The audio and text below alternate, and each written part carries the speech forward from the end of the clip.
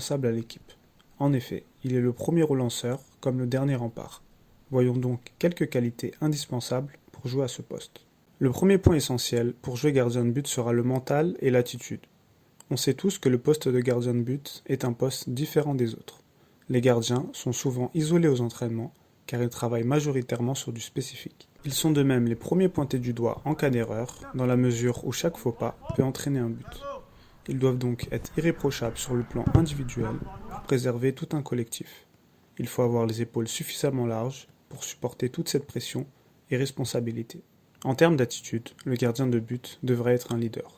Le fait qu'il soit le dernier rempart implique qu'il ait une vision globale du terrain. Il pourra donc donner des consignes à ses coéquipiers, plus particulièrement à sa défense, en termes de placement ou de marquage. Il pourra de même les encourager au maximum afin qu'ils restent concernés et concentrés. Le deuxième point essentiel pour performer en tant que gardien sera sur le plan physique.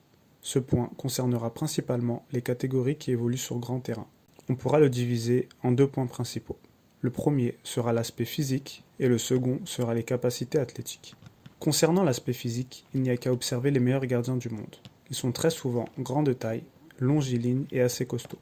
Pourquoi ces caractéristiques? Car ils prennent naturellement plus de place dans les buts et sont donc plus dissuasifs pour les attaquants. Il est possible de performer en étant un peu moins grand, mais il faudra nécessairement compenser par les autres caractéristiques. Concernant les capacités athlétiques, le gardien de but doit pouvoir se détendre rapidement sur ses différents plongeons. Il doit donc être explosif sur les premiers mètres et surtout avoir de bons réflexes. La plupart de ces exercices devront donc être réalisés sur des distances courtes avec une forte intensité.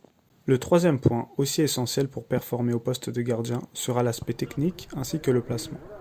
Le gardien de but, notamment moderne, se doit d'être assurant balle au pied. Il doit donc maîtriser les fondamentaux comme le contrôle-passe ou encore le jeu long. Une relance réussie de la part du gardien entraîne une action de jeu pour son équipe, tandis qu'une relance ratée entraîne une action de but pour l'équipe adverse. Un gardien qui réussit ses relances va donc concéder moins d'occasions qu'un gardien qui relance mal. On entend aussi, par aspect technique, le fait que le gardien ait une bonne prise de balle, des mains fermes et une capacité à faire des passes précises à la main. Concernant le placement, le gardien devra constamment savoir où sont situés ses buts. Il devra se placer en fonction du porteur du ballon. Lorsque son équipe a le ballon, il propose une situation de passe, et lorsque c'est l'équipe adverse qui a la possession, il se positionne de façon à laisser le moins d'angle possible à celui qui est susceptible de tirer. De cette façon, il préservera au maximum sa cage. Voici donc selon moi 3 grands points à prendre en compte pour être un excellent gardien. Avoir un mental d'acier, être fort physiquement et assuré techniquement et dans son placement. On complétera cela avec un travail en dehors du terrain qui consiste à avoir une bonne hygiène de vie en termes de sommeil, d'alimentation par exemple, et de même en analysant des gardiens références afin d'en apprendre davantage sur certains détails concernant ce poste. C'est tout pour cette vidéo. Si tu veux soutenir la chaîne, je t'invite à t'abonner et à activer les notifications. D'ici là,